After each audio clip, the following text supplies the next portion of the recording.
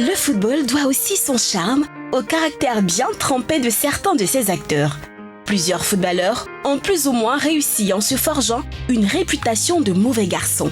L'ancien footballeur irlandais George Best, aux qualités redoutables, était un gros fumeur et un alcoolique sur les bords. Compulsif, le vainqueur du Ballon d'Or en 1968 dépensait sans compter dans des soirées arrosées et dans des accessoires de luxe. Décédé en 2005 des suites d'une infection pulmonaire, George Best était connu pour ses citations piquantes. Il a notamment déclaré « J'ai claqué beaucoup d'argent dans l'alcool, les femmes et les voitures de sport, le reste, je l'ai gaspillé ».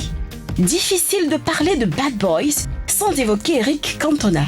Tout au long de sa carrière, le Français a multiplié les frasques. On peut citer entre autres son fameux coup de pied à un spectateur en 1995 et ses propos assassins visant Raymond Domenech, qu'il a qualifié d'entraîneur le plus nul du football français depuis Louis XVI.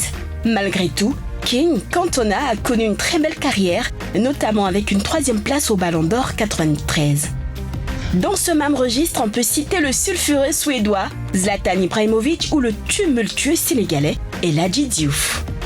Serge Aurier a lui aussi fait parler de lui dans le mauvais sens.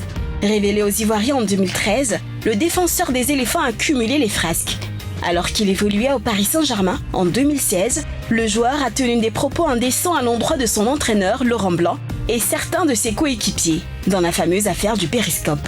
L'année suivante, il s'est éclipsé d'un regroupement avec la sélection ivoirienne pour se rendre à une fête dont il était le parrain. Heureusement, le sociétaire de Tottenham s'est rangé depuis la naissance de sa fille Necha en 2018, fruit de son union avec la célèbre Ansha Voigt. Le défenseur explique qu'il est devenu plus mature et plus responsable. Certains footeux, en revanche, n'ont pas eu la carrière qu'ils méritaient à cause de leur attitude.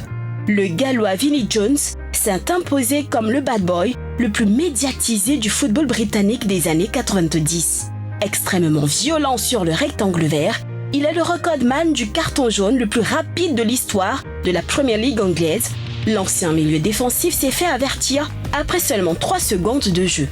Au cours de sa carrière, il a reçu en tout 104 cartons jaunes et a été expulsé à 12 reprises. Véritable dur à cuire, Jones a très souvent changé de club. Il a finalement pris sa retraite à 33 ans et s'est reconverti dans le cinéma où il joue très souvent le rôle du méchant. On ne peut pas dire qu'il s'est vraiment ramolli.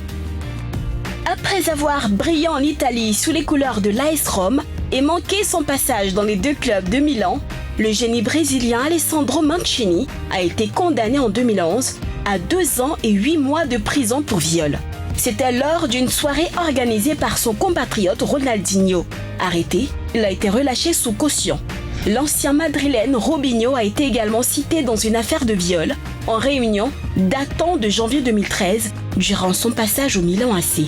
Avec 5 amis, ils auraient violé une Albanaise de 22 ans.